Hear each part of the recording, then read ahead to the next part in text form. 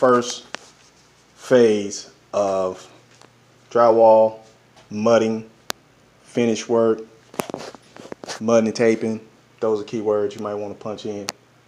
As you can see, we got a new piece of tape in the seam. This is sort of a little different because you got a couple of butt joints running into a beveled seam. You want to try to avoid that as much as you can. This was sort of framed out a little different, but as you can see, we do got some taping we started doing. What I'm gonna do is walk you through doing the basic seam.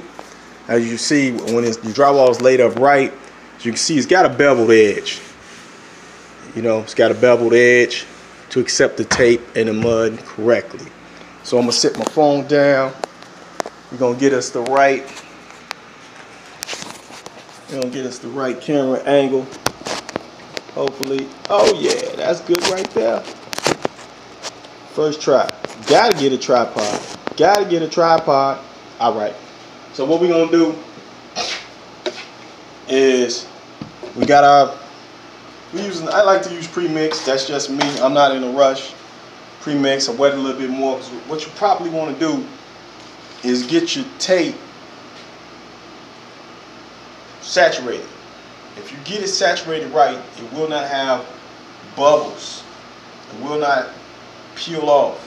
Get it saturated. So you want to have your mud wet accordingly.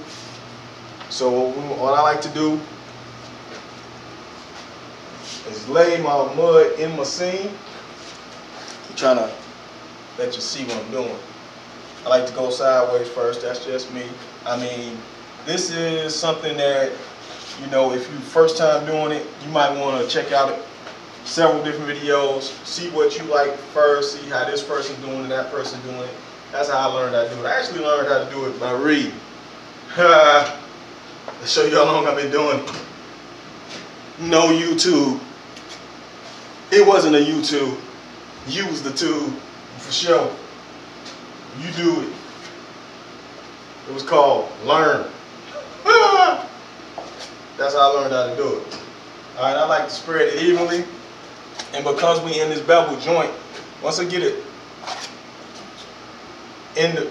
spread it all the way down, and I just like to spread it out a little bit.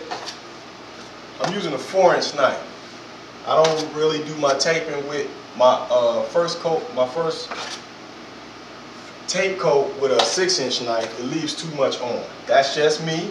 Everybody does their stuff different. Everybody do everything different. You know, I got my little tape holder that I made. I'll make a video on that.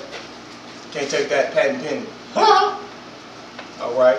So then I take my tape,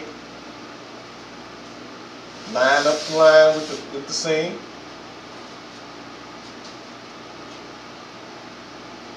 Put it in and slowly press it with the 4-inch knife. Pull you some more tape out.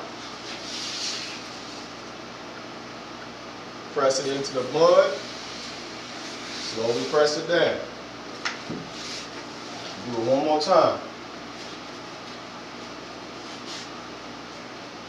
Press your knife onto the tape. Tear it. Don't worry about any mud. Don't worry about any mud that might fall down on the floor because it's on the floor. You can easily get it up. There you go. And then now what you want to do, some people take their fingers and they press it in to get a solid embedment. You know, sometimes I do that. Sometimes I just rock and roll and just come on down with it. Full length. Press out any air bubbles. And what I want to do is fully saturate this paper.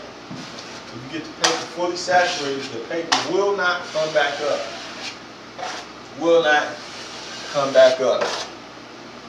That's the problem a lot of people have when they taping, is they do not have that paper wet enough. They get bubbles. because they do not saturate the paper. The paper will embed itself into the mud. Now, what I like to do is let it sit for just a second. Just a second, and then I'll take a little, I'm doing this ahead of time. I might like it to sit for like a second, then I take a little bit of mud and I go right back on top. Just a little bit. I'm sort of doing this ahead of time, so just for the video, I'll come back with just a little light coat. Just a little light coat. Nothing to create a hump. Just to make sure I got it all the way in. There we go. See that right there? See, that's real TV right there. I got wrinkles. So I'm going to press that out. I'm going to get that out of there right now by pressing a little harder. Get that mud all the way out. There we go. That's how you know it's real and it's not edited. A lot of these videos, you say, man, that stuff came out perfect. It's edited. They take out the mistakes. You watch my videos, I don't take out mistakes. Mistakes is part of learning. Nobody want to mess up. Everybody want a trophy. Nobody want to keep score. What kind of world is that? Alright. So, like I said, I always do another little light embankment coat. Embankment, that ain't even the right word. I always do another little light coat to cover it up a little bit. You know, let that sit, and then we come back and we go with our second coat. That's just the first, the most important step. If you got your step wrong, your whole job is wrong. First step. All right.